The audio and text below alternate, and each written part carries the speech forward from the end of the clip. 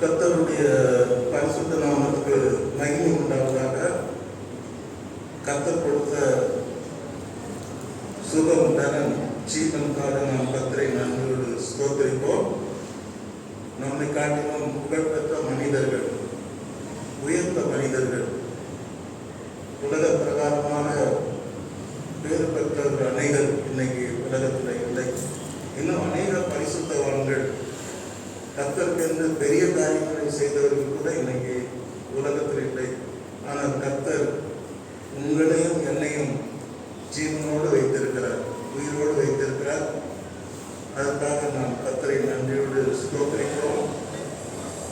அருமையானவர்களே, இந்த நாள் கர்த்தர் தந்த நாள். நாம் இதில் கலி கூற கடவோம். கர்த்தர் நம்ம எல்லாருக்கும் வரமா கிருபையா இந்த நாளை கொடுத்திருக்கிறார். அவருடைய கிருபையை நினைத்து நாம் கர்த்தரை நன்றியோடு ஸ்தோத்திரிப்போம். கர்த்தர் சொல்கிறார், பூமிக்கு வானம் எவ்வளவு உயரமாக இருக்கிறதோ கர்த்தருக்கு பயந்தவர்கள் மேல் அவருடைய கிருபையும் அவ்வளவு உயரமாக இருக்கிறது என்று 103வது சங்கீதத்திலே அவர் சொல்லுகிறார். ஆக நம்மேல் இருக்கின்ற அவருடைய கிருபை மிக உயரமான கிருபை. அந்த உயரமான கிருபைக்காக, அளக்க முடியாத அளவற்ற அந்த கிருபைக்காக நாம் ஆண்டவருக்கு நன்றி செலுத்துவோம்.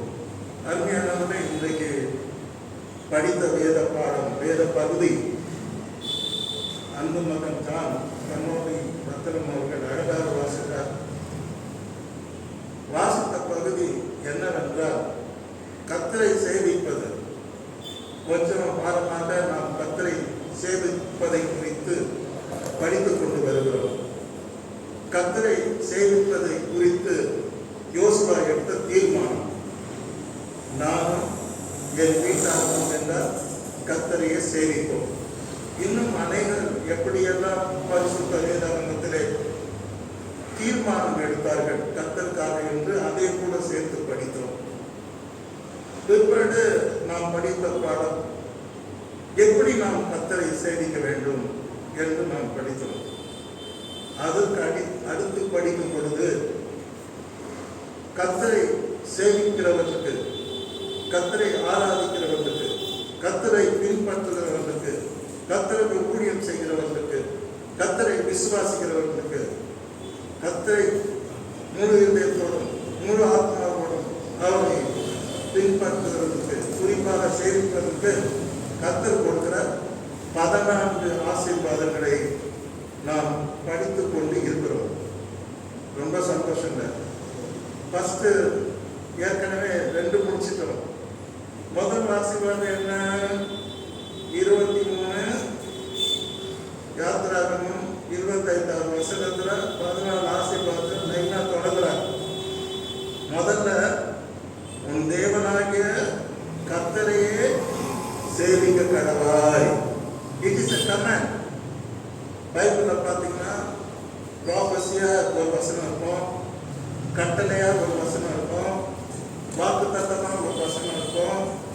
அப்படி பிரிச்சுதான் நான் இப்படி பார்க்கும் வசனம் என்னன்னா, the Lord's command, கடவுளுடைய கட்டளை. உன் தேவனாகிய கர்த்தரையே சேவிக்க கடவாய். ஆமா, சேவிக்கிற. I love him. He is my soul.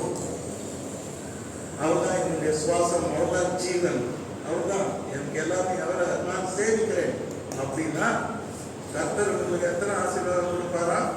14 ஆசீர்வாதங்கள். முதல் ஆசீர்வாதம் என்ன? உன் அப்பத்தை அவர் என்ன பண்றார்? ஆசீர்வதிப்பார். அப்பத்தை குறித்து நாம் மிக தெளிவாக, ஆண்டவர் இயேசு கிறிஸ்து கூட ஜீவ அப்பம், தன்னை ஜீவ அப்பமாக சிலுவையில் விற்க கொடுத்தார் என்றெல்லாம் மிக தெளிவாக படிக்கிறோம். இரண்டாவது ஆசீர்வாதத்தை பார்க்கும் பொழுது, உன் தண்ணீரை அவர் ஆசீர்வதிப்பார். இப்ப தண்ணீரை குடித்து நாம் அழகாக படித்தோம். தண்ணி எப்படி இருக்கும்? தண்ணிக்கு நோய் வரும், தண்ணி நோயை உண்டாகும். அதாவது ஒரு மெடிக்கல் வேர்டு இருக்குது, வாட்டர் பார்ன் டிசீஸ், தண்ணினால் பிறந்த நோய்கள் அப்படின்னு இருக்கு. ஸோ நம்ம அப்பத்தை தேவன் ஆசீர்வதிக்கிறது மாத்திரமல்ல, நாம் குடிக்கின்ற, நாம் அனுபவிக்கின்ற தண்ணீரையும் அவர் என்ன பண்ணுவார்? ஆசீர்வதிப்பேன் என்று சொல்லியிருக்கிறார். தேவனை சேவிக்கும் பொழுது முதல் அப்பத்திலே தொடங்குகிறார், இரண்டாவது தண்ணீரிலே தொடங்குகிறார், மூன்றாவது பார்க்கும் பொழுது மூன்றாவது ஆசீர்வாதம் உன்னிலிருந்து வியாதியை உன்னிலிருந்து விலக்குவேன். அல்லேலூயா, பிரைஸ் தி லார்ட். இன்னைக்கு பார்த்தீங்கன்னா சவாலா நிற்கிறது என்ன தெரியுங்களா? வியாதி தான். எப்பேற்பட்ட சீமானா இருக்கட்டும், கோமானா இருக்கட்டும், வியாதி வந்து அவனை பிடிச்சி அலக்கடிச்சு ஒன்று கூட, அவன் எப்பேற்பட்ட ஹீரோவா இருக்கட்டும், ஒரு நாள் அது போட்டு தள்ளி. அதாவது ஒரு பழமொழி இருக்கு, மண்டை இருக்கிற வரைக்கும் சளி குடிக்கணும், சளி இருக்கணும், உடம்பு இருக்கிற வரைக்கும், உயிரா இருக்கிற வரைக்கும் நோய் வரும். ஸோ மனுஷனா பிறந்த யாருமே எனக்கு நோய் இல்லைன்னு சொல்ல முடியாது. அது சொன்னா அவங்க பொய்யன். அதாவது தன்னை தானே ஏமாற்றி கொள்ளுகிறாங்க. சாரி, நான் வெரி சாரி டு சே, எல்லா மனுஷனுக்கும் நோய் வரும், இது இயற்கை. ஆமாவா இல்லையா? ஆமாம். நான் சில பேரை, உலக புகழ் பெற்ற சில பேரை குறித்து நான் பேச விரும்புகிறேன். அதாவது ஒரு டென்னிஸ் பிளேயர், எனக்கு ரொம்ப ரொம்ப அவங்க ரொம்ப பிடிக்கும். அவங்க பேர் வந்து ஸ்டெட்டிகர். 80s 90s எல்லாம் உலகத்தையே கலக்கினாங்க. 100 டென்னிஸ் வீரர்களை போட்டு டாப்ல யாருன்னு பார்த்தா ஸ்டெட்டிகர் இருப்பாங்க. அவங்க மைதானத்துக்கு வந்தால் பார்க்க பிள்ளைங்கலாம் கத்துவாங்க, அவ்வளோ அழகாக இருப்பாங்க. ஸ்டெட்டி விட்டு மேரின்னு கத்துவாங்க. அவங்க விளையாடுவாங்க. பர்த்டேயை கலக்குனாங்க. ஒன்று அவங்க பர்சனாலிட்டி, இன்னொன்று வந்து த வே ஆஃப் ப்ளே. அவ்வளோ அழகாக இருப்பாங்க டென்னிஸ். எனக்கு டென்னிஸ்னு நாட்டெல்லாம் கிடையாது, ஆனால் அவங்க மேட்ச் எல்லாம் நிறையா நான் பார்த்துருக்கேன். ஏன்னா அவங்க உலகம் மட்டும் பேசப்பட்ட ஒரு வீராங்கனை.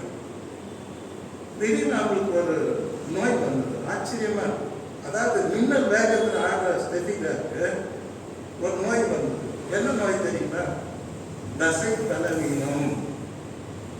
அதாவது அவங்க கோச் என்ன பண்ணிட்டாங்க, கொள்ளும்போது ஒரு மனிதனுக்கு தேவையான அளவுக்கு அதிகமான புரோட்டீன் அவங்க கொடுத்துருக்காங்க.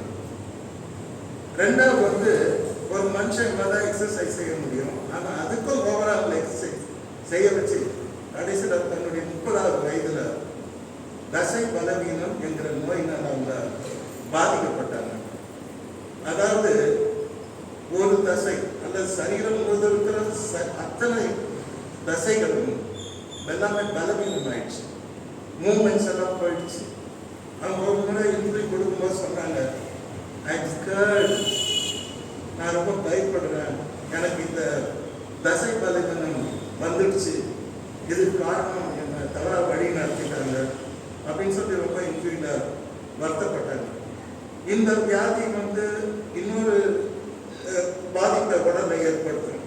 அதாவது என்னன்னா joints, leg joints, hand joints எல்லாம் இது வரைக்கும் ஜாயின்ட்ஸ், இங்கே ஒரு ஜாயின்ட், இங்கே ஒரு ஜாயின்ட்ஸ், நம்ம பாடி எல்லாமே ஜாயின்ட் பண்ணி இல்லை, போன்ஸ் எல்லாம் அப்படியே கண்டினியூஷன் ஜாயின்ட்ஸ். ஒவ்வொரு ஜாயின்ட்ஸும் அந்த நோய் போய் வீக் பண்ணிடணும். உலக புகழ் பெற்ற அவங்க கணவனாக இருக்கிற உலக புகழ் பெற்ற டென்னிஸ் வீரர் அகாசின்னு சொல்லுவாங்க, அவர் வேர்ல்டு ஃபேமஸ். அப்புறமா அவங்க லைஃப் அப்படி மறந்துச்சு. ஆனால் இன்னைக்கும் டென்னிஸ் அப்படின்னு எடுத்தால் அவங்க தான் ஹீரோயின். இப்போ அவங்களையும் தாண்டி ஒரு ஆள் வந்தாச்சு. இருந்தாலும் she was a big heroine in tennis game. புகழ்பெற்ற உலக புகழ்பெற்ற அந்த அம்மாவுக்கு 30 வயசுல இந்த நோய் வந்து ஒரு ஓரமாக உட்கார வச்சிருச்சு. அவங்களுக்கு கணவன் இருக்கா, குழந்தைங்களுக்கா எல்லாம் இருக்காங்க. ஏன் சொல்ல வரேன்னா, எப்பேற்பட்ட புகழ்பெற்ற மனிதனையும் வியாதி வரலான்னு தாக்கி ஏன் அவ்வளோ தூரம் போறீங்க? நான் சின்ன பையனா இப்போ பாக்ஸர், சூப்பராக பாக்ஸிங்கும் பண்ணேன். பாக்ஸிங், வெயிட் லிஃப்டிங், அப்புறமா யோகா, ஆல்மோஸ்ட் எல்லாமே தெரியும் டெக்னிக். கேட்டிங்களா? அதனால் நான் அமெரிக்கா போயிருந்தப்ப இந்த அக்கா இருக்காங்க, அவங்க இந்த லாஸ் வேகஸ் கூட்டின்னு போனாங்க. அதாவது என்டர்டெயின்மெண்ட்ஸ் ரொம்ப நிறைய இருக்கிறதா அதுதான். அங்கே போனால் ஒரு பெரிய நியூஸ் எடுத்து கூட்டின்னு போனாங்க. அது உள்ள சிலைகள் இருக்கும். கல் சிலைகள் அல்ல, அது பேர் மெழுகு சிலைன்னு சொல்றாங்க. அமெரிக்காவுடைய விஐபிஸ் அத்தனை பேருடைய சிலையும் அந்த ஹால்குள்ள இருக்கும். நான் என்ன சிலையும் பார்த்துட்டே வரணும்னு பார்த்தா முகமது அலி பாக்ஸிங் ட்ரெஸ்ஸோட அப்படி நின்று இருக்காரு. உடனே நான் கிட்ட நின்று அவர் மூஞ்சிலே குத்துற மாதிரி போட்டோ எடுத்துட்டு வந்துருக்காரு. அடுத்து திரும்பி பார்த்தா மாதிரி மெழுகு சிலை மாதிரி நிறைய போட்டோஸ் எடுத்துட்டு வந்திருக்கேன். ஏன் சொல்ல வரேன்னா, உலகம் அமெரிக்காவில் மாத்திரம் முகமது அலியை தெரியாது, வேர்ல்டு சாம்பியன். 1000 பாக்ஸர்ஸ் வரலாம். ஆனால் அவர் மாதிரி ஒரு டெக்னிக்கல் பாக்ஸர் யாருமே கிடையாது. டாப், அவர் உலக புகழ் பெற்ற ஒரு sports personality, hero. He came to India. அவரும் பெரிய ஆள். அவருக்கு உலகம் முழுவதும் ரசிகர்கள் கோடிக்கணக்கில் இருக்காங்க. சட்டம் ஒரு 45-50 வயசுல என்ன ஆச்சு தெரியுங்களா? அவருக்கு ஒரு நோய் வந்தது, பார்க்கின்சன்ஸ் அப்படின்னு ஒரு நோய். அதாவது நரம்பு மண்டலத்தை பாதிக்கின்ற ஒரு நோய். பெரிய ஹீரோங்க, கிட்ட நிற்க முடியாது. அவன் தான் எவர் ஹீரோ பாக்ஸிங்ல வச்சுக்கிங்களா. அதுக்கு பின்னால யாரோ வந்தாங்க, ரொம்ப நாட்டம் பண்ணாங்க, அதுதான் ஹீரோ.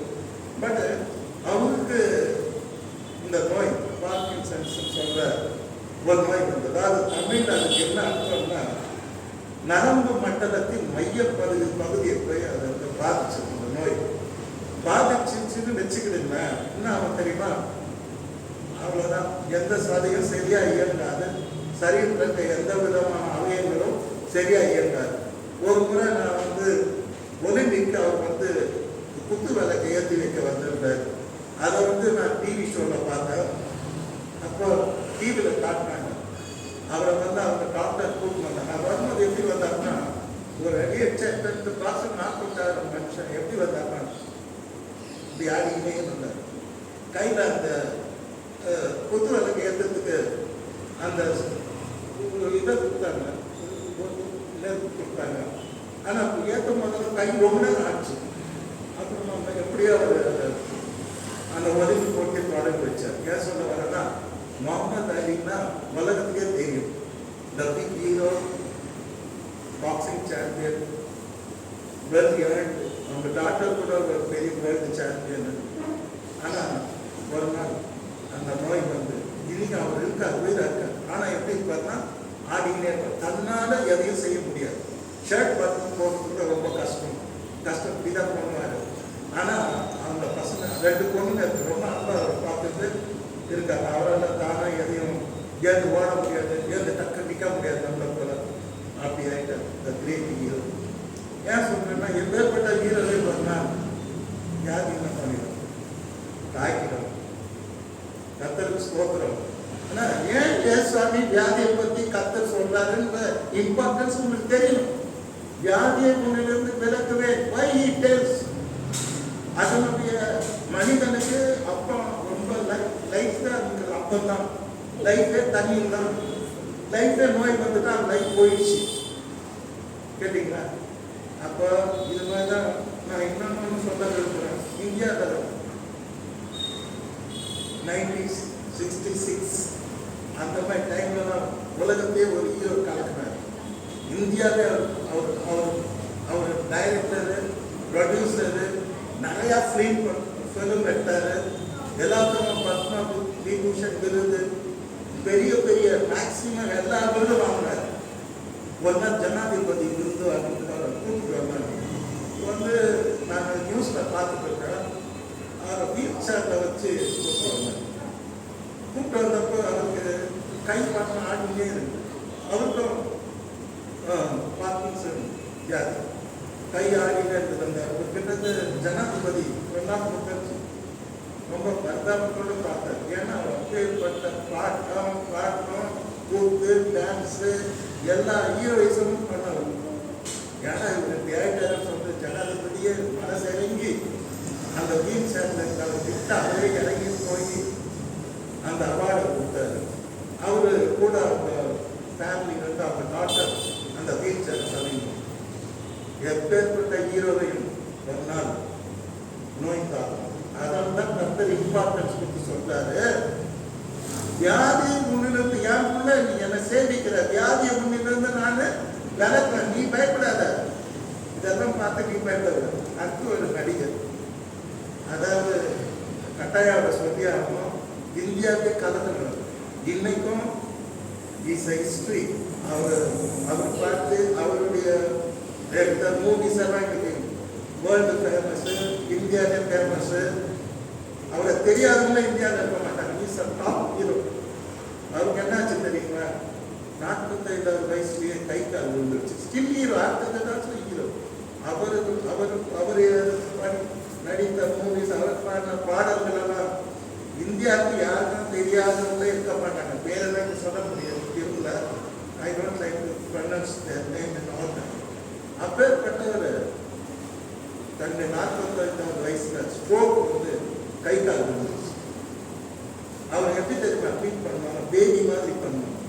பேபின்னா அவங்க life was very actor. She studied in London.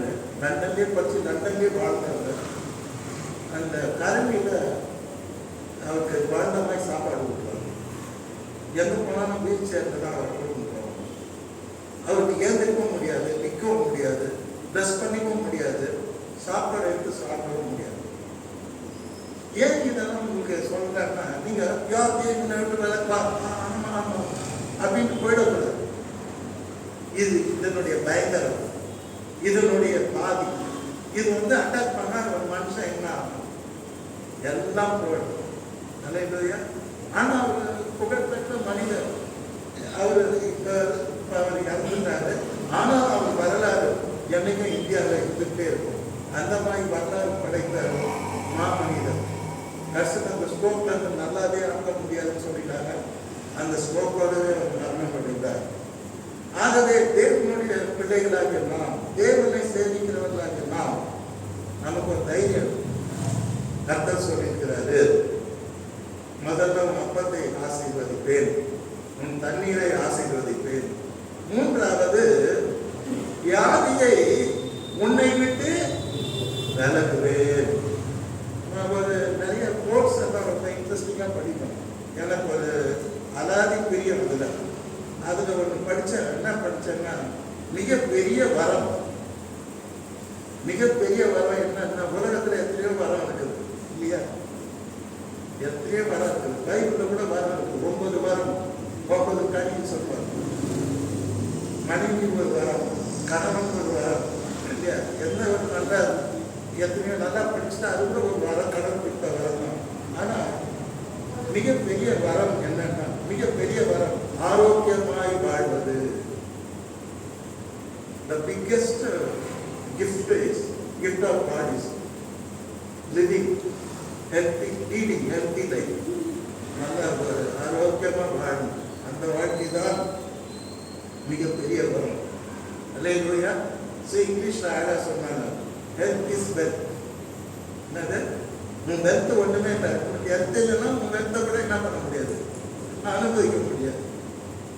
ஆகவே ஹெல்த் இஸ் வெல்த்னா ரொம்ப அழகான ஒரு பழமொழி. எனக்கு ரொம்ப பிடிச்ச பழமொழி. ஆகவே அருமையானவர்களே, கர்த்தர் நம்மை பார்த்து சொல்லுகிறார், நீ என்னை சேவி, தேவனாகிய கர்த்தரையே சேவிக்க கடவாய். உனக்கு நான் 14 ஆசீர்வாதங்களை கொடுப்பேன். அதுல 3வது உனக்கு கொடுக்குற ஆசீர்வாதம், வியாதி உன்னிலிருந்து என்ன பண்ணுவேன்? விலக்குவேன். Promise. It's a promise of God. இது கர்த்தர் கொடுக்கிற வாக்குத்தத்தம். கர்த்தர் உங்களோடு செய்கிற உடன்படிக்கை. நீ என்னை சேவிச்சு பாரு, நீ நல்லா இருக்க. அல்லேலூயா, அல்லேலூயா, அல்லேலூயா. நமக்கு வேண்டியது பணம் இல்லைங்க. பணத்தை அனுபவிக்க ஆரோக்கியம் வேணும். செகண்ட் தான் பணம். பணம் இருந்தாதானே நீ ஆரோக்கியமா இருப்ப. உன் பணத்தை கூட செல்வத்தை கூட அனுபவிப்ப. ஸோ தேர்ஃபோர் கடவுளுக்கு இதெல்லாம் புரிஞ்சு இருக்குது. கர்த்தர் எப்பவுமே பேசிக் திங்ஸை வந்து பார்க்குறாரு. இப்போ நிறைய டீச்சர்ஸ் நிறைய பேசினாங்க. பட் பேசிக்ஸ் என்ன மனுஷனுக்கு தேவை? சுகம் தேவை, நோயற்ற வாழ்வே குறைவற்ற செல்வம். எனக்கு அது தேவை.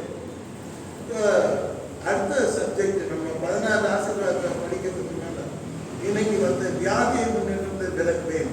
ஃபர்ஸ்ட் நம்ம தெரிஞ்சுக்க வேண்டியது, காமனா யாருக்கு வேணா வியாதி வரலாம். போகலாம். ஆனா பைபிள் வந்து வியாதிக்கு வந்து காரணத்தை சொல்லுது. புரிஞ்சுதா? அல்லேலூயா. why sickness comes, ஏன் வியாதி வருது அப்படின்னு சொல்லிட்டு வேதம் சொல்லுகிறது. பைபிள்ல பார்க்கும்போது முதல் ரீசன் நம்ம பைபிள எடுத்துக்கலாம். யோவான் எழுதின சுவிசேஷம் 9ஆம் அதிகாரம் முதல் வசனத்தையே நம்ம எடுத்து படிக்க வேண்டியதுதான். அவர் அப்புறம் போகையில் பிறவி குருடனாகிய ஒரு மனுஷனை கண்டார். யார் பார்த்தது? கர்த்தர் சீடர்களோடு போகிற ஆண்டவர் இயேசு கிறிஸ்து போகும்போது ஆன் த வேல பிறவி குருடன், ஒரு ஆக்சிடென்ட்ல கண்ணு போயிடுச்சோ இல்லையா, அப்படி கிடையாது. நடக்கும் போதே இவன் குருடனா பார்த்திருக்கான். அவர் அப்புறம் போகையில் ஒரு பிறவி குருடனாகி ஒரு மனுஷனை கண்டார். பார்த்துட்டு அவர் நின்னார் போல இருக்குது. சீஷத்தை பாருங்க, எவ்வளவு கிரிமினல் மைண்டோட இருக்காங்க. கர்த்தரோட இருந்தா கூட அவங்க மைண்ட் வந்து ஒழுங்கா இல்லை, கிரிமினல் மைண்டா இருக்கு, கிரிமினல் பிரெயின். என்ன கேள்வி கேட்கிறாங்க பாருங்க. அப்பொழுது அவருடைய சீஷர்கள் ஒருத்தன் இல்லை, 12 பேருமே கிரிமினல் தான், கிரிமினல் பிரெயின். ஆண்டவரே இந்த குருடான குணமாற்றம் கேட்டிருக்கலாம், இந்த குருடனுக்கு ஏதாவது செய்யும் கேட்டிருக்கலாம், எத்தனையோ பேர் சுகமடிச்சு இவங்க சுகமடியும் கேட்டுக்கலாம். ஆனா இவர்களுக்கு கிரிமினல் பிரெயின். என்ன கேட்கிறாங்க? அப்பொழுது அவருடைய சீஷர்கள் அவரை நோக்கி, ரபி, ரபின்னா போதகர், போதகரே, இவன் குருடனாய் பிறந்தது யார் செய்த பாவம்? எவ்வளவு ஆணவம் பாருங்க. இயேசுவினுடைய அடிச்சுவடுகளை பின்பற்ற வேண்டிய இவர்கள் கேட்கிற கேள்வி நியாயமான. பைபிள் என்ன போட்டுக்குதுன்னா, யாரையும் படிக்காதீங்க, ஒருத்தர் காது கேட்கலையா படிக்காத, நாளைக்கு உனக்கு வந்து வாய் பேசாம போயிடலாம், நாளை நடக்குது நமக்கு என்ன நடக்கும் நமக்கு தெரியாது. பைபிள் எல்லாம் சொல்லுது, செவிடெல்லாம் படிக்காத, கூடெல்லாம் படிக்காத. இது வந்து படிக்கிற மாதிரி இல்லை. 12 சீடரும் ஆண்டது இவனை குணமாக்கும் சொல்லாத, இவனுக்கு ஏதாவது செய்யணும்னு சொல்றாங்க. எத்தனை பேர் நல்லா இருக்கணும் பார்த்தோம், இவனுக்கு ஏதாவது பண்ணணும்னு சொல்றாங்க. என்ன கேட்கிறாங்க? அப்பொழுது அவருடைய சீஷர்கள் அவரை நோக்கி, ரபி, இவன் குருடனாய் பிறந்தது யார் செய்த பாவம்? கேட்டீங்களா? இவன் குருடனாய் யார் செய்த பாவம்? கர்த்தர் பார்க்கிறார். அடுத்து என்ன கேட்கிறாங்க? இவன் செய்த பாவமும் வேதம் முதே குருடனா பார்த்துருக்காங்க, அப்படி பாவம் செய்திருப்பான், எந்த வீட்டில் போய் திரும்பி இருப்பான், என்ன பண்ணிருப்பான் பாவம்? அவனே பாவம் ரோட்டில் நிற்கிறான். அப்ப கேள்வி பாருங்க எப்படி கேட்கிறாங்க. இவன் செய்த பாவமும் இவனை பெற்றவர்கள் செய்த பாவமோ என்று கேட்டார்கள். ஒத்த இல்ல, 12 பேருமே ஆண்டவர்கிட்ட சுத்த இதயத்தோட அங்க இருக்க. 12 பேரும் கிரிமினல் பிஹேவியர், கிரிமினல் பேச்சு, ஒரு விதமான பிறரை இழிவாய் நினைத்தல். புரியுதா? ஸ்டூடெண்ட் இழிவா? கர்த்தர் பார்வையில் எல்லாம் மனுஷன் தான். இப்ப இவன் செய்த பாவமா, அம்மான்னு சொல்லல, அப்பான்னு சொல்லல, எல்லாரும் சேர்த்துறாங்க, அல்லது இவருடைய பெற்றோர்கள் செய்த பாவமா? இதுக்கு இந்த கேள்வி கேட்கலாமா? ஆண்டவருக்கு மனசுல இருக்குது, தப்பு பண்றாங்கன்னு தெரியுது, ஆனாலும் அவர் கண்டுகிறது. அதாவது பைபிள்ல ஒரு பொதுவாகவே ஒன்று என்னன்னா, பாவம் செய்தால் நோய் வரும் அப்படின்னு வந்து ரொம்ப ஆதாரங்கள் இருக்குது. ஒரு சமயம் அந்த ஆதாரங்கள்லாம் இவங்க படிச்சு இப்படி கேள்வி கேட்குறாங்க அப்படின்னாக்கா அது உண்மையா கூட இருக்கலாம். ஆனா வந்து கர்த்தர் வந்து என்ன சொன்னார் பாருங்க. இப்போ 3ஆம் வசனம், யோவான் 9:3, இயேசு பிரதித்திரமாக, இது இவன் குருடனாய் பிறந்தது இவன் செய்த பாவமும் அல்ல. மூக்கு உடைச்சிட்டார். அல்லேலூயா. நீ நினைக்கிற மாதிரி தேவன் வந்து குருடனை பத்தி நினைக்க மாட்டார். ஒருத்தர் என்னை பத்தி ஒரு மாதிரி நினைக்கிறாருன்னா அந்த மாதிரி தேவன் நினைக்க மாட்டார். கான்ட்ராஸ்ட், வித்தியாசமா நினைப்பார். இவங்க என்ன நினைக்கிறாங்க, அவன் இவன் என்ன பாவம் செய்தாலும் தெரியல, பிளைண்ட் ஆயிட்டோம். இவன் என்ன பாவம் செய்தாலும், உங்க அப்பா அம்மா என்ன பாவம் செய்தாங்கன்னு தெரியல, இவன் பிளைண்டா போறது அப்படின்னு நம்ம மூக்க உடைச்சு கர்த்தர் சொல்றாரு. இயேசு பிரதியுத்தரமாக, இது இவன் செய்த பாவம் அல்ல, இவனை பெற்றவன் செய்த பாவமும் அல்ல. இப்போ இதுவரைக்கும் சீஷர்கள் பேசின வார்த்தைகள் தேவனுக்கு விரோதமான வார்த்தைகள், தேவனுடைய சித்தத்துக்கு விரோதமான வார்த்தைகள், தேவனுக்கு பிரியமில்லாத வார்த்தைகள். பட் கர்த்தர் நீங்க பேசுறது தப்புடாங்க. அல்லேலூயா. வாட் யூ ஹவ் ஸ்போக்கன், நீ நினைச்சது, நீ திங்க் பண்ணதுன்னா தப்பா நினைக்கிறீங்க. எனக்கு தெரியும் இவங்க அப்பா அம்மா ரொம்ப நாள் இவனும் நல்லவன். அல்லேலூயா. நாம சில பேரை கெட்டவன் தான் நினைக்கிறோம். கடவுள் பார்வையில நீதிமான சில பேரை நம்ம ரொம்ப சாதாரண நினைக்கிறோம். அவன் கடவுள் பார்வை உயர்ந்தவங்க தான் இங்க நடக்கிற விஷயம். ஸோ கர்த்தர் இதை சொல்ற. இயேசு பிரத்யுத்தரமாக, இது இவன் செய்த பாவம் அல்ல, இவனை பெற்றவர்கள் செய்த பாவம் இல்லை, தேவனுடைய கிரியைகள் இவனிடத்தில் வெளிப்படும் பொருட்டு இப்படி பிறந்தான். Hallelujah. What a man.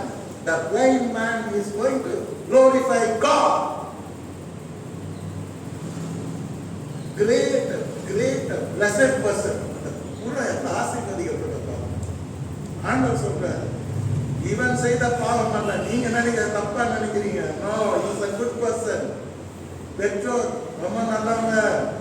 இது இவன் செய்த பாவம் அல்ல, இந்த பெற்றோர்கள் செய்த பாவம் அல்ல, தேவனுடைய கிரியைகள் இவனிடத்தில் வெளிப்படும் பொருட்டு இப்படி பிறந்தார். அல்லேலூயா. தேவன் தம்முடைய கிரியைகளை வெளிப்படுத்துவதற்காக சிலரை வியாதியாக வைக்கின்றார். அல்லேலூயா. சில பேருக்கு பிரச்சனைகளை கொடுக்கின்றார், சில பேருக்கு கண்ணீரை கொடுக்கின்றார். அவனுடைய கிரியைகள் அவனின் அந்த மனிதனிலே வெளிப்பட வேண்டும் என்று தேவ சித்தம் இருக்கும் பொழுது அதை தடுக்க யாராலும் முடியாது. ஸோ ஒரு மனுஷனுக்கு எந்த பிரச்சனை வேண்டாலும் அவன் குற்றவாளியை தீர்க்கிறாரு. ஒரு மனுஷன்கிட்ட எந்த குறை இருந்தாலும் நீங்க உங்களை பெரிய ஹீரோன்னு நினைச்சுக்காதீங்க. செத்திக்கிற கதையை எப்படி முடிஞ்சிருக்கு. கேஷஸ் டைம், அவர் முதல் பேர் கேஷஸ் டைம், முகமது அலி கதையை எப்படி முடிஞ்சிருக்கு. பெரிய பெரிய ஹீரோஸ் கதை சொன்ன அங்க கத்த சொல்ற, தேவனுடைய கிரியைகள் இவனிடத்தில் வெளிப்படும்படியாக இப்படி பிறந்தான். I am going to open his eyes. நான் அவன் கண்ணை திறக்க போறேன். அவன் போய் ஊரெல்லாம் என்னை குறித்து சாட்சி சொல்றான். நான் செய்த அற்புதத்தை குறித்து அந்த மகன் சாட்சி கொடுத்து நான் செய்த கிரியைகள் நிமித்தம் என்னை மகிழ்ப்படுத்துவான் அப்படின்னு சொல்லிட்டு ஆண்டவர் சொல்றதை நாம பார்க்கணும். அந்த சீஷர்ல இப்படி சொன்னதை தப்பு அப்படின்னா நம்ம சொல்ல முடியாது. ஏன்னா பைபிள் பாவத்தின் சம்பளம் மரணம், பாவத்துக்கு தண்டனையாக வியாதி வருது அப்படின்னு பைபிள்ல இருக்குது. ஓகே. ஒரு தேவனுடைய பிள்ளைகள் பின்வாங்கி போகும்போது கர்த்தர் வியாதியின் மூலமாக சந்திப்பார். அல்லேலூயா. எவன் எதுக்கு அடக்கலானாலும் வியாதி அடைக்கணும். எப்பேற்பட்ட ஹீரோ கூட 10 பேர் போதிக்கணும். எங்கப்பா டாக்டர் சொன்னார், அவர் அனுமதிக்கப்பட்டிருக்கிறார். என்ன அவர் எப்பேற்பட்டாலே அடக்கிறதுக்கு வியாதி தான். பின்வாங்கி போன அநேகரை கர்த்தர் சிச்சித்து இன்னும் அவங்க பரிசுத்தமாக்குவதற்காகவும் அவர் மார்போடு அணைத்துக் கொள்வதற்காகவும் அவரே வியாதிகள் அனுமதிச்சிருக்காரு. இதை நீங்க பழைய ஏற்பாட்டு புஸ்தகத்துல நிறைய பார்க்கலாம். நிறைய பேருக்கு கர்த்தர் அடிக்கும் போது ஒரு வியாதி கொடுத்து தான் அடிப்பார். ஸோ பின்வாங்கி போனால் வியாதி வரலாம், பாவம் செய்தால் வியாதி வரலாம். ஆனால் இந்த குருடன் இதற்கு அப்பாற்பட்டவன். அதான் சொல்லி எல்லாத்துக்குமே பாவம் தான், எல்லாத்துக்குமே பின்வாங்கி போனோம் அதான் நோய் வந்துச்சுன்னு இதை பையனா சொல்ல போறீங்க. அல்ல நாட் எவ்ரிதிங் இஸ், எல்லாமே அப்படி கிடையாது. இது வித்தியாசமா இருக்கும். வியாதியிலும் தேவன் மகிமைப்படுவா. இவன் வேற கதை எல்லாத்தையும் சேர்த்து பண்ணா போட்டு மிக்ஸ் பண்ணக்கூடாது. ஒரு முறை தாவிதை கேட்பார், உன்னை தேசத்தை விட்டு ஓட ஓட விரட்டமா, சத்துரு வந்து ஒன்று அடிச்சு தொட்டணுமா, இல்லை கொலை நோய் வந்து வாரி போனோமா, என்ன தண்டனை வேணும்? நான் எனக்கு பிரியமில்லாத வேலையை நீ செஞ்சும் போது நான் சொல்லலாம், கத்தர் கையே நான் விழுந்து வேணும் போது கத்தர் கொள்ளை நோயை அவரை அனுப்புவார். 70,000 ஜனங்க செத்து போவோம். தாவீது மனம் கசந்து அழுவோம், ஐயோ நான் தானே பாவம் செய்தேன், இந்த ஆளுங்க என்ன பண்ணிச்சு, இந்த ஆளுங்க ஒரு பாவம் செய்யப்பான்னு அழுவோம். அழுதவன் மனம் திரும்பும். அவன் மனம் திரும்ப வைக்கணுங்கிறது கத்தர் வந்து தண்டிக்கிறது. தாவீது மாதிரி அடி வாங்க யாருமே கிடையாது கத்தருக்கு. அல்லேலூயா. தாவீது மாதிரி ஆசீர்வாதம் மட்டும்னா யாரும் கிடையாது. ரெண்டும் அவர் பெற்றிருக்கிறார். அவர் 103 சங்கீதத்தில் என்ன சொல்றார்? அவர் என் அக்கிரமங்களெல்லாம் மன்னித்தார், அதோட விட்டுருக்கலாங்க. பின்னாலே சொல்றார், என் நோய்களை எல்லாம் குணமாக்கி. திருவாத காரணம் பெட்ல கொண்டாந்து வைக்கும் போது அப்பா நீ நல்லா இட்டு ஏந்து போன்னு சொல்லிருக்காங்க. இல்லை, முதல்ல என்ன சொல்றாரு? மகனே உன் பாவங்கள் உனக்கு மன்னிக்கப்பட்டது. உன் படியை எடுத்துன்னு இவ்வளவு நாள் 10 நின்ற காரணம் தெரியுதா? பாவம் மன்னிப்பு எடுத்துனா சரீர சுகம் தானா வருது. எப்பவுமே பாவம் மன்னிப்பு தான் பேசணும், சரீர சுகத்துக்காக போராடக்கூடாது. அல்லேலூயா. First when you receive, when you obtain the forgiveness of God, automatically your disease will be healed. இப்போ தேசத்துக்கு சேமம் பார்க்கணும்னா ஜனங்க நம்ம பொருளாதார வழியில் வந்து திரும்பணும், கத்தரை நோக்கி பார்க்கணும், முகத்தை தேடணும். அப்படி பண்ணும்போது கத்தர் சேமத்தை கொடுப்போம். இருக்கா இங்கே பைபிள்ல இருக்குது, நீங்க அதை படிச்சு பார்க்கணும். கத்தர் உங்களை ஆசீர்வதிப்பாராக. கத்தருக்கு ஸ்தோத்திரம். அடுத்தபடியாக இதே யோவான் சுவிசேஷத்துல 11ஆம் அதிகாரத்துல நம்ம படிக்கணும். யாரை பத்தி படிக்கிறோம்? லாசரை பத்தி படிக்கணும். யாரை பத்தி படிக்கணும்? லாசர். லாசரை பத்தி தெரியாதவங்க யாருமே இருக்க முடியாது. யோவான் எழுதின சுவிசேஷம் 11ஆம் அதிகாரம் 3ஆம் வசனம் 4ஆம் வசனம். வசனத்தை படிச்சா நல்லா. அப்பொழுது அவனுடைய சகோதரிகள், யாருடைய சகோதரிகள்? லாசருடைய சகோதரிகள், ஆண்டவரே நீ நேசிக்கிறவன் வியாதியா இருக்கிறான். யார் வியாதியா இருந்து? அந்த சென்டென்ஸை நீங்க என்ஜாய் பண்ணுங்க. The Lazarus was loved by God. கத்தரால் நேசிக்கப்பட்டவர். கத்தர் நேசிக்கிறவங்களுக்கு ஒரு வேதனை வராதுன்னு நினைக்காதீங்க. வரும், ஆனால் அதில் கைவிட மாட்டார். அல்லேலூயா. அதில் தூக்கி எடுப்பார். அல்லேலூயா. ஸோ அப்பொழுது அவனுடைய சகோதரிகள், ஆண்டவரே நீ நேசிக்கிறவன். லாசர்னு சொல்ல மாட்டேன்றாங்க. ஆனால் லாசர் எப்படி இருப்பாருன்னா, வீட்டுக்கு வந்தா ஏசாமி மடியில மாற்ற சாட்சி இருப்பாங்க. யோவான் மாதிரி இல்லைன்னா தோல் மேல கை போட்டு இருப்பாங்க ஆண்டவர். Both of them friends. So நீ நேசிக்கிறவன் வியாதியா இருக்கிறான் என்று சொல்லி அவரிடத்துக்கு ஆளாக்குறாங்க. ஆண்டவர் அங்க இல்ல, 3 நாள் பயண தூரத்துல இருக்கார். ஆளாக்குறாங்க. இயேசு அதை கேட்ட பொழுது என்ன சொன்னார் தெரியுங்களா? இந்த வியாதியை பற்றி ரொம்ப அழகா சொல்வார்.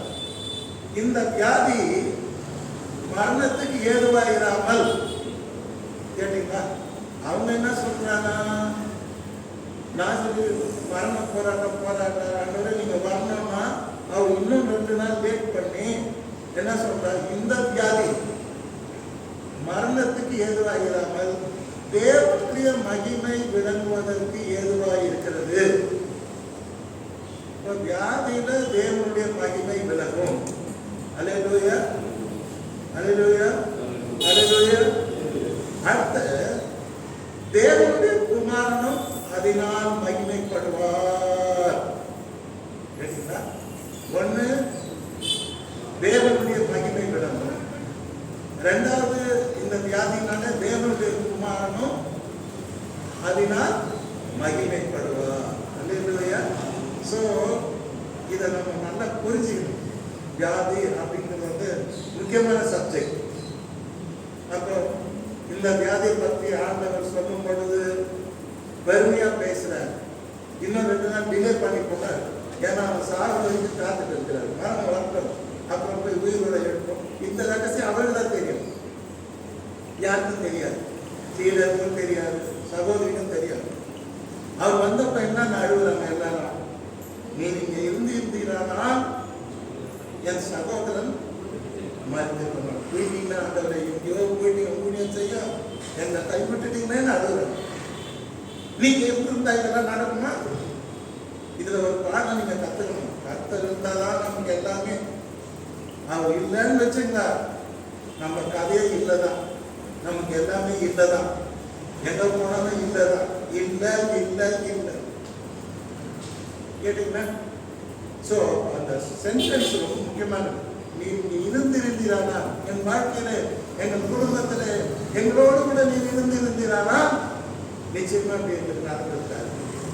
What is your faith? இன்னைக்கு உங்க விசுவாசம், கர்த்தாவே நீ என்னோட இருந்தா எனக்கு எதுவுமே நடக்காது, நீ என்னோட இருக்கணும்.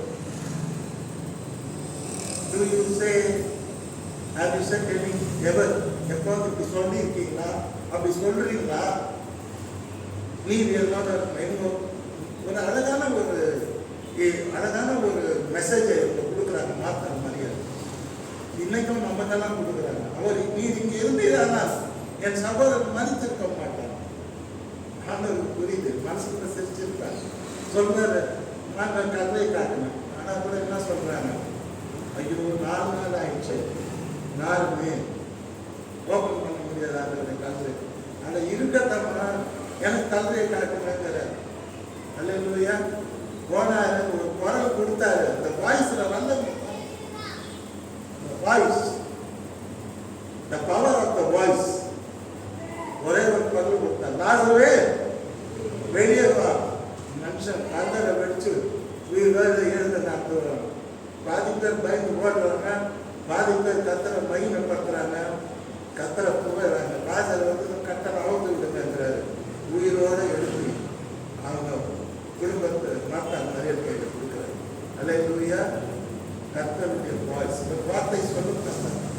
ஒரு அழகான பாடல் பாடின, நீங்களாம் திரும்பி என்னால பாட முடியாது, நீங்க திரும்பி அந்த பாட்டை கேட்கணும். ஒரு வார்த்தை சொல்லுங்க, என் வாழ்க்கையெல்லாம் பலமாகும். வார்த்தையிலே சுகம், வார்த்தையிலே மதுரம், வார்த்தையிலே எல்லாம் ஆகும். அல்லேலூயா. வியாபத்தில் அவர் சொல்ல ஆகும், அவர் கட்டளையிட நிற்கும். ஸோ இதுக்காக நான் இந்த செய்தி கொண்டு வரவில்லை. வியாதி அப்படின்னும் போது அதுல 2 விஷயம் இருக்குது. ஒன்று, தேவனுடைய மகிமை விளங்கும். 2வது, தேவனுடைய குமாரனும் அதில் மகிமைப்படுவார். இதை நம்ம ஏற்றுக்கிடணும். சாது சுந்தர் சிங்னு ஒருத்தர் இருந்தார். சிங்கி ஜாதிலிருந்து ரட்சிக்கப்பட்டார். கொண்டெல்லாம் வச்சிருப்பாங்க. அதுல இருந்து அந்த கம்யூனிட்டிலிருந்து கத்தரை ஏற்றுக்கொண்டார். அதனால அவர் அவங்க இனத்தை விட்டு எக்ஸ்கம்யூனிகேட் பண்ணப்பட்டார், விரட்டி அடிக்கப்பட்டார். அவர் போய் இமயமலையில ஊழியம் செய்தார். அவர்கிட்ட கேட்பாங்க, கத்தருடைய பிள்ளைங்க நிறைய பேர் சிக்காகிறாங்க, அவங்க கூட ரொம்ப மோசமா இருக்காங்க, அவங்க நிறைய பிரச்சனை வரும்போது சொல்லி கேட்பாங்க. அப்போ சொல்றாரு, அப்படியெல்லாம் அவங்க செய்யணும்னா அவங்க பரம்பரை ராஜ்யத்துக்கு வரமாட்டாங்க. அவங்க தேவனுடைய சித்தத்துக்கு விரோதமா நடந்து நரகத்துக்கு போயிடுவாங்க. அதனாலதான் அப்பப்போ அவர் இந்த மாதிரி சிகிச்சைகளை எல்லாம் கொடுக்கிறார் என்று அவர் சொல்லி இருக்கிறார். அவருடைய வரலாற்றை நான் படித்து பார்த்தேன். அதில் அவர் இப்படி சொல்லி இருக்கிறதை நான் பார்த்தேன். கர்த்தருடைய பரிசுத்த நாமத்துக்கு மகிமை உண்டாவதாக. பைபிள்ல அநேக பரிசுத்தவான்கள் நோய்வாய்ப்பட்டிருக்காங்க. முதல் பரிசுத்தவான் யாரு? யோபு. யோபுக்கு யார் நோய் கொடுத்தது? கர்த்தரும் கொடுக்கல, தேவநாமம் மகிமைப்படுத்தாத கொடுக்கப்படல. சாத்தான் அவனுடைய விசுவாசம் சோதிக்கிறான், சேலஞ்சிங் இருக்கா, எல்லாம் கொடுத்துருக்கேன் அவனுக்கு, அதான் உன்னை சேதிக்கணும், எல்லாத்தையும் குடிக்கிடுங்க பார்க்கலாம். எவ்வளவு கெட்ட பாருங்க. யோபு உண்மை சேதிக்கிறான், எல்லாம் தெரியும். Is comfortable with everything. ஈஸ்ல அவன மாதிரி பணக்காரன் இல்லை, அவன மாதிரி ஆரோக்கியமானவன் இல்லை, அவன மாதிரி குடும்பமா இல்லை. எல்லாத்தையும் குடிக்கிட்டீங்கன்னா உன்னை மறுதளிப்பான். கர்த்தர் சொல்றார், ஓ சாத்தானே நீ போய் செய். ஆனா அவன் என்ன பண்ண மாட்டான், மத்தனி போனான், எல்லாத்தையும் குடிக்கிட்டான், குடும்பம் சொத்து சுகம். ஆனா அவன் என்ன பண்ணான் தெரியுங்களா, கர்த்தர் கொடுத்தா, கர்த்தர் எடுத்தார், கர்த்தருக்கு சோறு. ரெண்டாவது போய் சேலஞ்சு பண்றான், இந்த மனுஷன் எல்லாத்தையும் கொடுத்துருவான், ஆனா அவனுக்கு சரியான நோய் குத்தினா, மரண நோய் குத்தினா உன்னை மறுதளிச்சிருவாங்க. அப்ப சாத்தான் சொல்றார், சாத்தான் கடவுள் சொல்றார், அவன் உயிரை பார்த்து தொடக்கூடாது, நீ போய் பண்ற வேலையெல்லாம் பண்ணணும். பாவம் சும்மா இருக்காது. யோகா போய் உச்சத்தலையில உள்ளக்கால் வரைக்கும் முப்பலம் சீடம் சதயம் ஓய்வு வர்ற மாதிரி அந்த காலத்தில் ஓட்டை எடுத்து சொல்லிட்டாங்க. தலையில விழுந்து பிறகு ஐயோ அவன் நோய் தாக்க முடியாம எரிபந்தமான கொப்பளங்கள்லாம் வந்து அவன் விழுந்து ரோட்டை தரணும். ஆனாலும் கர்த்தர் கொடுத்தார், கர்த்தர் எடுத்தார், கர்த்தருக்கு ஸ்தோத்திரம். தேவனை பற்றி குறை சொல்லவில்லை, பின்வாங்கி போகவும் இல்லை. நீங்க நிறைய பேர் சின்ன ஒரு பிரச்சனை வந்தாங்கன்னா கர்த்தர் விட்டு பின்வாங்கிப்பாங்க. கோயில் பண்ண, பைபிள் படிக்க மாட்டாங்க, ஜெபம் பண்ண மாட்டாங்க, கடவுளை தூஷிப்பாங்க. கடவுளை இவ்வளோ சேர்ச்சேன் பால் பழமெல்லாம் குப்பலம் கொடுத்துட்டாரு. அவர் கொப்பளமும் கொடுப்பாரு, அப்புறம் அப்பளமும் கொடுப்பாரு. பொறுமையா இருக்கணும். யாரையோ பலரும் சொல்றாரு, இப்பொழுது கர்த்தர் என்னை சோதிக்கிறார், அவர் சோதித்த பின்பு நான் பொன்னாக விளங்குவேன். அல்லேலூயா. ஒவ்வொரு சோதனை யாரை சோதிச்சாலும் பின்னால யோசேப்பை சோதிச்சாரு, கடைசியில் எகிப்துக்கு அதிபதி எடுத்தாரு. யோபை கர்த்தர் ரெண்டதுமே அந்த ஆசை. இங்க அது நமக்கு அவனுடைய ஹிஸ்டரி படிக்கல. ஆனா சாத்தான் வந்து நோய் கொடுக்குறான். ஆனா அந்த நோயை தேவனுடைய பிள்ளைக்கு எப்படி கொடுக்குறான்னா தேவனுடைய அனுமதியோடு கொடுக்கின்றான். எல்லாமே சோதிச்சு பார்க்குறாங்க இல்லையா. நேற்று தான் ஒரு நியூஸ்ல பார்த்தாங்க, ஏதோ ஒரு விஷயம் கூட காயத்தை விட்டுறாங்க, 500 ரூபாய் மாதிரி கொடுத்தாங்க. அந்த வீடு மேலே 500 ரூபாய் எல்லாமே ஃபேக். அந்த 200 ரூபாய் காரணம் கரெக்டாக கட் பண்ணி விட்டுறோம். அந்த ரெட் நோட்டு 200 நோட்டு இல்லையா, அது மாதிரி வருது. அப்படி அந்த ரூமெல்லாம் 200 ரூபாய் நோட்டு. நானே பயந்துட்டேன், என்னன்னா ரூபா அப்படியே அதே 500 ரூபாய் அதே 200 ரூபாய் கொஞ்சம் கூட மாற்றம். அருமையானவர்களே, நாம் யோபு கர்த்தர் தேவனுடைய அனுமதியோடு தான் சாத்தான் வந்து நம்மளை என்ன பண்ண முடியும், சோதிக்க பர்மிஷன் வாங்கிட்டு தானே யோபு சோதிச்சா. கர்த்தர்கிட்ட தேவனுடைய சித்தம் இல்லாம வானத்துல பறக்கிற அடைகளால் ஒண்ணு கூட கீழே விடாதுன்னாங்க. அல்லேலூயா.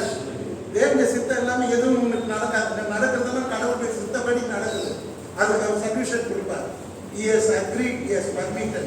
ஓகே, எது நடந்தாலும் அப்படிதான் ஏற்றுக்கணும். ஜெபம் பண்றோம், கேட்டது கிடைக்கல, கடவுளே நீர் அனுமதிச்சிருக்கிறேன், எவ்வளவு நாளைக்கு தெரியல, அந்த நாள் வரை நான் காத்திருப்பேன்.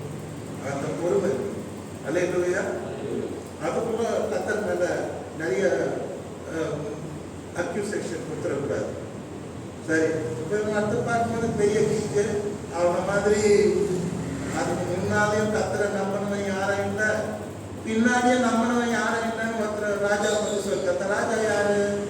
எசேக்கியா ராஜா. அல்லேலூயா. அவனை மாதிரி கர்த்தரை நம்புறதுல அவன் முன்னே யாருன்னா பின்னே யாருன்னு சொல்லி பைபிள் கொடுத்து சாட்சி கொடுத்து அப்பேற்பட்டவனுக்கு என்ன சொல்லிட்டார் கர்த்தர் ஒரு நாள் திடீர்னு நல்லா என்ன இருக்கும் போது உன் வீட்டு காரியத்தை ஒழுங்குபடுத்து. சில பேர் சொல்றாங்க அவனுக்கு வந்த வியாதி கேன்சர், முதுகுல வந்து பெரிய கட் கேன்சர், அந்த லெவல் தான் செத்து போயிடலாம் தெரிஞ்சிச்சு. கடவுள் சொல்றார், ஏசாயா தீர்க்கதரிசி உன் வீட்டு காரியத்தை ஒழுங்குபடுத்தி நீ மறித்து போவாய். அவன் அனுப்பான் கர்த்தர்கிட்ட போய், ஆண்டவரே பார்வையில நலமானதான் செஞ்சேன், யாருக்கும் துரோகம் செய்யலையே, நல்லா தானே ஆண்டேன், உண்மையா இருந்தேன், புத்தகமா இருந்தேன், நான் சாட்சியா இருந்தேன், அநேக ஊழியர் செய்தேன், எழுப்புதல் கொண்டு வந்தேன், ஏன்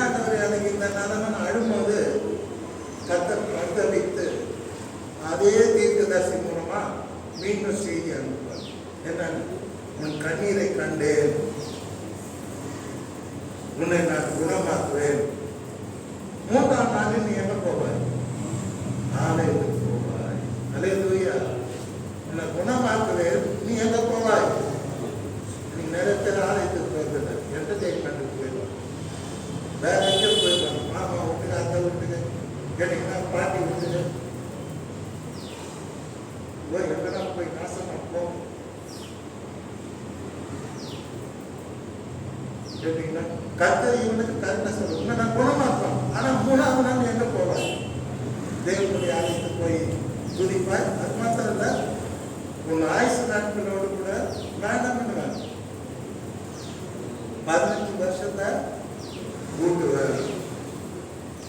ஒரு பக்கம் நீண்ட ஆயுள் தருகிறார், ஒரு பக்கம் சரீர சுகத்தையும் தருகிறார். என்ன சொல்ல வரேன்னா, பெரிய பெரிய பக்தர்களுக்கு கூட நோய் வந்திருக்கிறது. அவருக்கு ஜெபித்த பொழுது கர்த்தர் குணமாக்கி. சங்கீதம் 41:3-8 படிச்சு பார்க்கும் பொழுது, படுக்கையின் மேல் வியாதியாய் கிடக்கிற அவனை கர்த்தர் தாங்குவார். தாவீது அவனுடைய வியாதியிலே அவன் படுக்கை முழுவதும் கர்த்தர் மாற்றி போடுவார். அல்லேலூயா.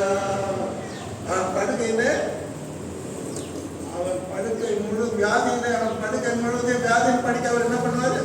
மாற்றி போடுவார். சங்கீதம் 41:3-8 என்ன சொல்றாங்க? எதிராளிங்க தீராத வியாதி அவனை பிடித்துக் கொண்டது. படுக்கையில இருக்க அவன் இனி எழுந்திருப்பதில்லை என்கிறார்கள். அல்லேலூயா. பாருங்க, தாவீதுக்கு என்ன மாதிரி ஒரு விக்டரி எனிமீஸ். இந்த காலத்துல எவன் எனிமின்னு கண்டுபிடிக்க அந்த மாதிரி உலகம். அப்போ தாவீதுக்கு அப்படிதான் என்ன சொல்றாங்க? தீராத வியாதி தாவீதை பிடித்து விட்டது. இனி அவன் படுத்த படுக்கையிலிருந்து அவன் ஏந்திரிக்க மாட்டான்னு சொல்றாங்க. ஆனா கர்த்தர் என்ன சொல்றாரு? படுக்கையில் வியாதியாய் கிடக்கிற தாவீதை கர்த்தர் தாங்குகிறார். வியாதியா இருந்தால் பிள்ளைகளை தன் பிள்ளைகளை தாங்குவார். இரண்டாவது, அவனுடைய வியாதியிலே அவன் படுக்கை முழுவதையும் அவர் என்ன பண்ணுவாரு? மாற்றி போடுவார். அல்லேலூயா. இங்கே என்ன சொல்றாரு? 16 ஆசீர்வாதத்துல நீ வியாதியை விட்டு விலக்குவேன். இங்க என்ன சொல்றாரு? தாவீது உன்னுடைய வியாதியின் படுக்கை நான் முழுவதும் மாற்றி போடுவேன். நாம் ஆராதிக்கிற தேவன் நம்முடைய வியாதியின் படுக்கையை முழுவதுமாய் மாற்றி போடுகிறவராக இருக்கிறார். ஆகவே கர்த்தருடைய பிள்ளைகளுக்கு வியாதி வருவது என்பது மிக அசாதாரண ஒரு நிகழ்ச்சி. இதுக்கு காரணங்கள் நம்ம தேட முடியாது, காரணங்கள் நாம் சொல்ல முடியாது. சில பேர் இங்க தானியேலை பார்த்தீங்கன்னா அவர் தேவ தரிசனத்தை பார்த்தார். தேவ தரிசனங்களை பார்த்து அவர் அலண்டு போய் சில நாள் படுத்த படிக்க வியாதியோட படுத்துவார். தானியேலாகிய நான் சோர்வடைந்து சில நாள் வியாதிப்பட்டிருந்தேன். பின்பு நான் எழுந்திருந்து ராஜாவின் வேலையை செய்து அந்த தரிசனத்தால் திகைத்துக் கொண்டிருந்தேன். ஒருவரும் அதை அறியவில்லை. தரிசனங்கள், கடவுளை பார்த்த தரிசனத்தில் சிக்கை வேலை கூட கொல்லப்படுத்த தானியம். தானியனை மாதிரி ஒரு உத்தமன் யாருமே இல்லை. சரிங்களா? ஸோ இது என்னன்னா, வியாதி என்பது 3 காரணத்தினால. ஒன்று பாவம், இரண்டாவது பின்வாங்கி போதல், மூன்றாவது தேவனுடைய நாமம் மகிமைப்படணும், தேவனுடைய கிரியைகள் வெளிப்படணும், தேவனும் அதில் அவர் மகிமைப்படுவார். இந்த காரணத்துக்காக வருது. கேட்டீங்களா? ஆகவே எல்லாரும் ஒரே ஜட்ஜ்மெண்ட் பாஸ் பண்ணுறது அல்ல. இப்போ வந்து 9 பேரை கொலை பண்ணாங்கன்னா அவன் தூக்கு தண்டனை கொடுப்பேன். அதே வந்து ரோட்டில் சண்டை போட்டான்னா ஓகே, 1 வாரம் ஜெயில் தண்டனை. எல்லாத்தையும் ஒரே மாதிரி எக்ஸிக்யூட் பண்ணக்கூடாது, ஒரே மாதிரி நீதி செய்யக்கூடாது இல்லையா? ஒரு குற்றத்துக்கு ஒரு தண்டனைகள். இவ்வளவு நல்லா சரியில்லை, அதனால அப்படியே சட்டம் அப்படின்னு சொல்லு. அருமையானவருடைய ஆண்டவராகிய இயேசு கிறிஸ்துவினுடைய வாழ்க்கை வரலாறை நாம் பார்க்கும் பொழுது பலவிதமான வியாதிகளால் உபத்திரப்பட்டிருந்த அநேகரை அவர் சுஸ்தமாக்கி அநேக பிசாசுகளை துரத்தி விட்டார். அநேக பிசாசுகள் அவரை அறிந்திருந்தபடியால் அவர்கள் பேசுகிறதற்கு அவர் இடம் கொடுக்கவில்லை. அப்புறமா நம்ம இறுதியாக 1 Corinthians 11 ஆனா அது வாசிப்பாங்க. என்னத்தினாலே அபாத்திரமாய் போஜன பண்ணுகிறவன் கர்த்தருடைய சரீரம் இன்னதென்று நிதானித்து அறியாததினால் தனக்கு ஆக்கினை தீர்ப்பு வரும்படி போஜனபானம் பண்ணுகிறான். இப்போ கம்யூனியன் வரணும்னா ஃபர்ஸ்டே பாவரிக்கலாம் பண்ணி ஆண்டவர்கிட்ட மன்னி கேட்டு அவர் ரத்தத்தினால கழுவி கழுவப்பட்டு சுத்த இதயத்தோட அந்த திருவிழா நம்ம என்ன பண்ணணும், பகுப்பேன். அப்படி இல்லைன்னா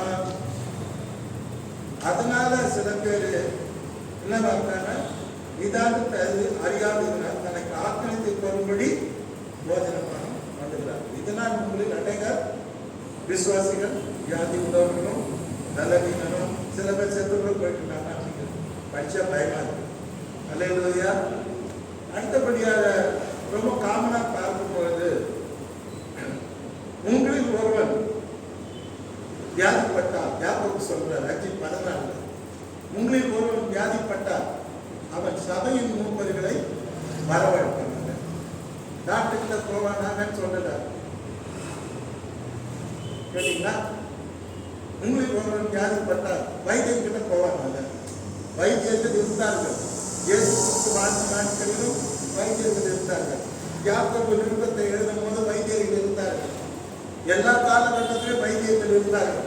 அவர்களுக்கும் திறமை இருந்தது. எம்பிபிஎஸ் டாக்டர் மாதிரி தே ஆல்சோ ஆக்டட். அவங்களாலும் சில அநேக நோய்களை குணமாக்க முடிந்தது.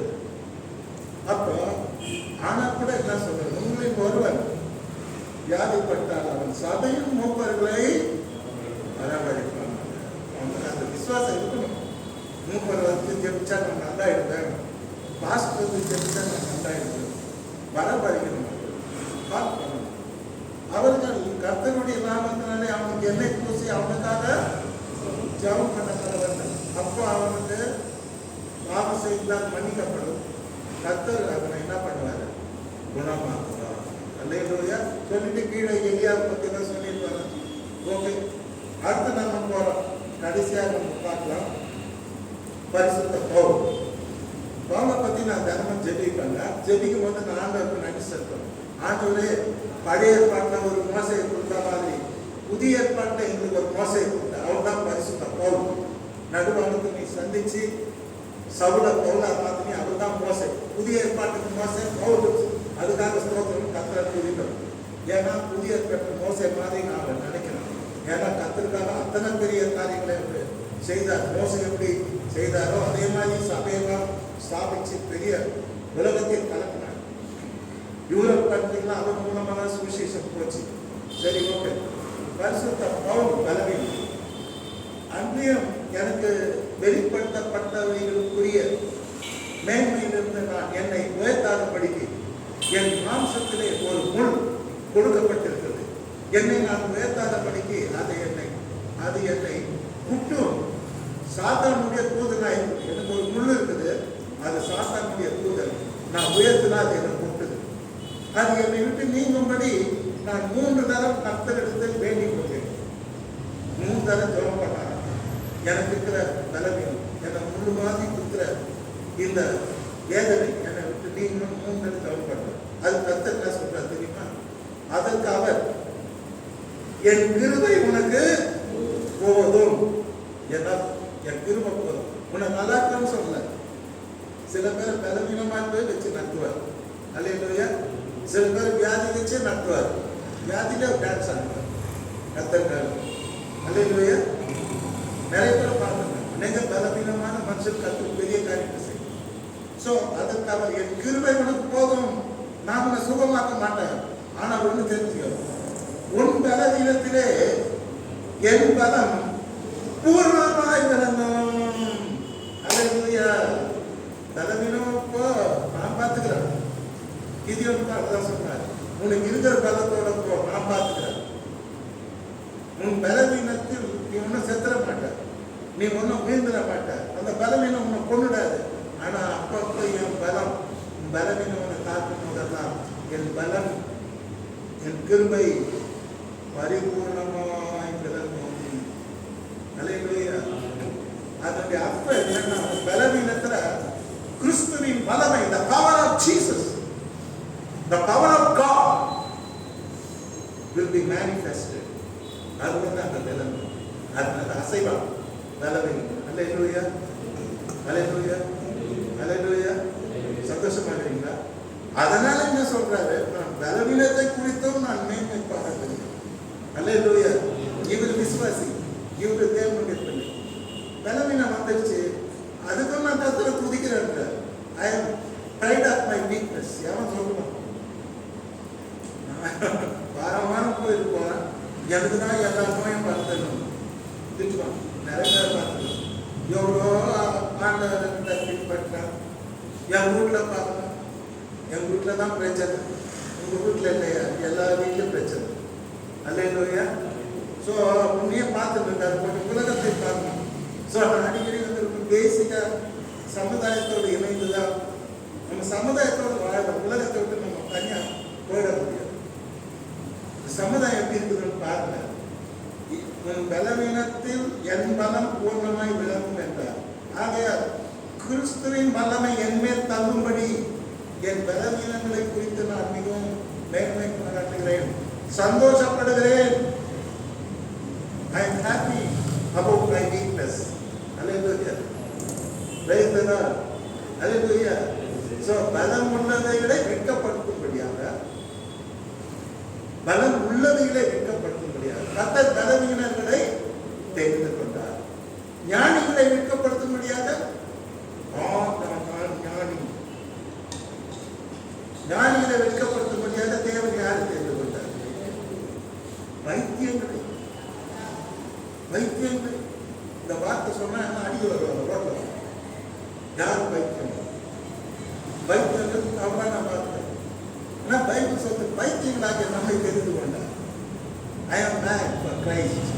I am mad for gospel. I am mad for kingdom of God. I am mad for spreading the kingdom of God. I am mad for preaching the word of God. நான் பைத்தியம் தான், கிறிஸ்துவ பைத்தியம். அல்லேலூயா. கர்த்தர் அப்படியே சொல்றார்.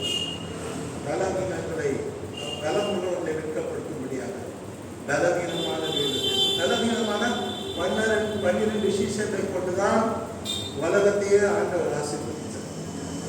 வானத்து நட்சத்திரத்தை போல கடலை போல கிறிஸ்டியானிட்டி இருக்குது.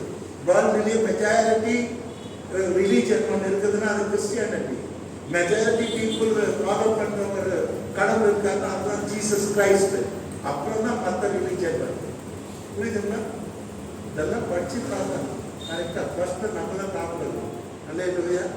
கர்த்தருடைய ஆசை. ஆனால் இந்தியாவில் ரொம்ப கீழே போகுது. கர்த்தருக்கு சோதரம். இனியும் நான் என்னுடைய பலவீனங்களிலே நான் மேன்மை பாருங்கள். டீக்கா இருக்கீங்களா? கடவுள் சென்று விட்டுருவார். டீக்கா விட்டு பிடிப்பார். இப்போ இதை பற்றி கழுகை பற்றி மச்சம் தன்னுடைய பூஜைகளுக்கு பறக்க கற்றுக் கொடுக்கும் போது அது என்ன பண்ணணும், நல்ல சாப்பாடெல்லாம் மலை உச்சியில் கூட்டி என்ன சந்தோஷப்படுத்தி எல்லாரையும் சொல்லணும், இந்த ரெக்கையில் 3 பேர் ஏறிங்க, இந்த ரெக்கையில் 3 பேர் ஏறிங்க. பிள்ளைங்க என்ன நினைக்கணும், அம்மா கூட்டின்னு போகிறாங்க, அம்மா நல்லா ஜாலியாக ஏறிக்கலாம். என் பொண்ணு இப்போ அமெரிக்காவில் இருக்குது. நான் ஜோம் பண்ணினேன் இருப்பேன் இந்த கோயிலில் தனியாக நைஸாக வரும். 2 வயசு வந்து நான் பண்ணோம் என் மேலே தொங்கிக்கினே இருக்கும். நானும் ஜோம் பண்ணினேன். ஆனால் தொங்கணும் தான். ரொம்ப நேரம் தூங்கி மேலே ஏறி விளையாடிட்டு அவருக்கு ஓகே டயர்ட் அப்படின்னு நம்ம பார்க்கும்போது இறங்கி போயிடுவார். நான் அதை கண்டுக்கவே மாட்டேன். கர்த்தருடைய பரிசுத்தம். கழுது என்ன பண்ணுது, குழந்தைங்க ரொம்ப சந்தோஷமாக அம்மா கூட்டு போகிறாங்க எங்கேயோ. கழுது அப்படி உயரத்தில் பரவாயில்ல, உயரத்தில் கூட்டுன்னு போயிட்டு என்ன பண்ணணுமா, சட்டுன்னு 6 பேரும் கீழே தள்ளி விட்டுடுவோம். அவங்க இப்போதான் புதுசாக வராங்க, தெரியாது. பரத்தை கற்றுக் கொடுக்குது. பரத்தை கீழே கூட போகும்போது அது என்ன பண்ணணும், அப்படியே ஸ்விங் பண்ணி போய் அப்படியே பிடிச்சிக்கணும் கேட்ச். இந்த பக்கம் இவங்க 3 பேரும் மறுபடியும் கேட்ச் பிடிச்சோம். இன்னும் கொஞ்சம் நேரம் அப்படியே போட்டும்போது மறுபடியும் கீழே தள்ளணும். இந்த 6-7 முறை பண்ணுறதுக்குள்ள அந்த குஞ்சுங்கெல்லாம் ரத்தம் வந்து பறந்து அதை சட்டை அடிச்சு வெளியே போடும். அந்த மாதிரி நம்ம ஆவிக்குரிய வாழ்க்கையில் வளர்க்கிறதுக்கு கர்த்தர் பலவீனத்தை அனுமதிக்கிறார், பாடுகளை அனுமதிக்கிறார், கண்ணீரை அனுமதிக்கின்றார், சில சமயத்திலே நமக்கு எதிரிகளை அனுமதிக்கின்றார். சில சமயத்துல காரணம் இல்லாத காரியங்களை அவர் அனுமதிக்கின்றார். எவ்வளவு பெருமை சொல். என் பலவீனத்தில் கிறிஸ்துவின் பலம் பரிபூர்ணமாய் விளங்கும்படியாக என் பலவீனத்தை குறித்து மேலே பாருங்கள். நான் பலவானா இருந்தால் கிறிஸ்துவின் பலமை என் வந்து அது தங்காது. பலவீனமாயிருக்கிறபடியாக அந்த கிறிஸ்துவின் பலம் என்று தங்குது. அல்லேலூயா, அல்லேலூயா. அதனால யாருமா வந்துட்டா நம்ம குறையா சொல்லக்கூடாது. அல்லேலூயா. சில பேருக்கு ஜெபம் பண்ணணும், அவங்க நல்லா இருக்காது.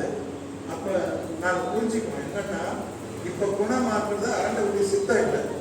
இவன் 6 மாசம் கட்டி போட்டு வச்சிருக்காரு எதோ நோக்கத்துக்காக. இவன் அப்பதான் வந்து நல்லா மாறுவான், மனம் தருவான், நம்ம கிட்டி சேருவான், நல்லவராட்சி வருவான் நோக்கத்தோடு செஞ்சிருக்கு. அதாவது தேவனுடைய சித்தம் இன்னைக்கு இவனை குணமாக்குது என்னன்னு புரிஞ்சுக்கணும்.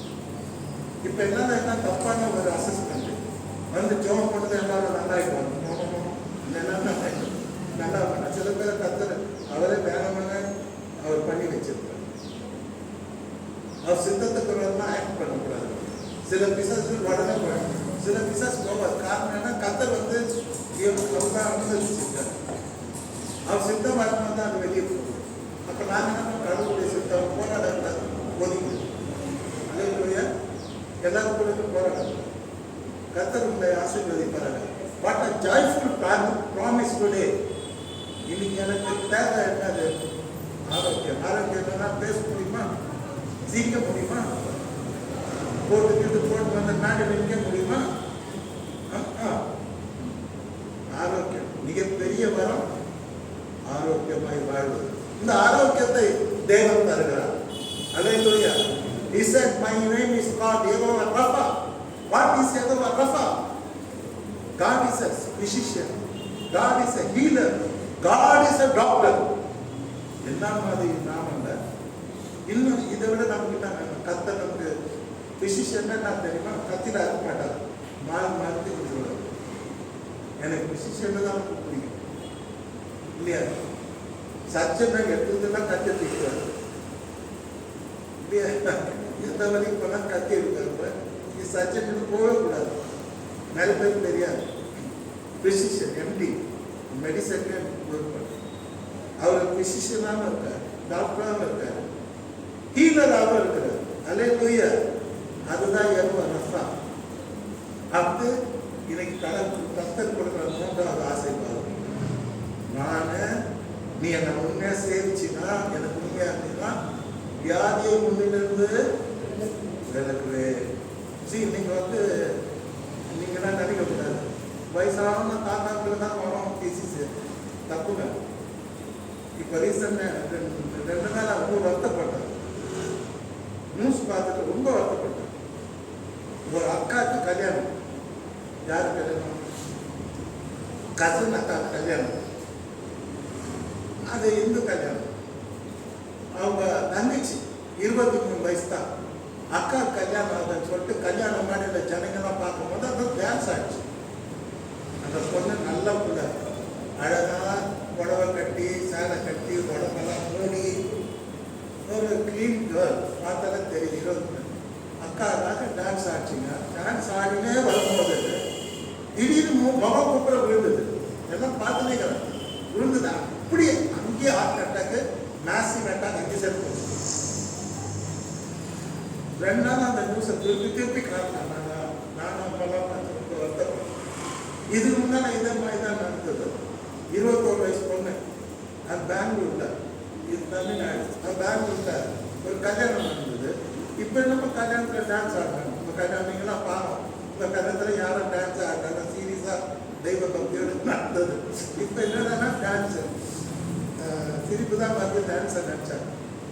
இந்த கல்யாணம் நடக்குது, பொண்ணு ரொம்ப பிரிட்டியா இருக்குது. இந்த பொண்ணு கூட ஒழுக்கமான பொண்ணு, நல்லா சேலாம் கட்டி உடம்பெல்லாம் அழகா டான்ஸ் ஆடி வந்துச்சு. அவங்க சொந்தக்கார கல்யாணம், வயசு 21, கீழே விழுந்தது. தூக்கமாக செத்து மாரடைப்பு, எல்லாம் மிகவும் மாரடைப்பாக. அதனால என்ன நினைக்க கூடாதுன்னா, வயசான பாவம் சீனியர் சிட்டிசன் இவங்கெல்லாம் கொண்டு வரல. நம்மளாம் நல்லா தப்பான கால்குலேஷன். அடிக்கடி இது சொல்றேன். நான் சீனியர் சிட்டிசனுக்கு ஹோப் தான் முக்கியம். ஸோ அப்படி பார்த்தா இன்னைக்கு நிறைய பார்த்தீங்கன்னா இப்போ அதுக்கு திருவள்ளூரில் ஒரு சம்பவம் நடந்தது. மெட்ராஸ் கிட்டக்க பையன் வந்து மாநில போட்டிக்கு போகிறான். எக்ஸசைஸ் பண்ணிக்கிட்டே இருந்தான். ஓவர் எக்ஸசைஸ் 2 hour பண்ணினே இருந்தான். அப்படி காட்டினாங்க நியூஸில். அப்படி விழுந்தா அங்கே செத்து போயிட்டான். கடைசியில் டாக்டர் சொல்றாங்க சாப்பிட்டு காரணம் ஓவர் எக்ஸசைஸ்.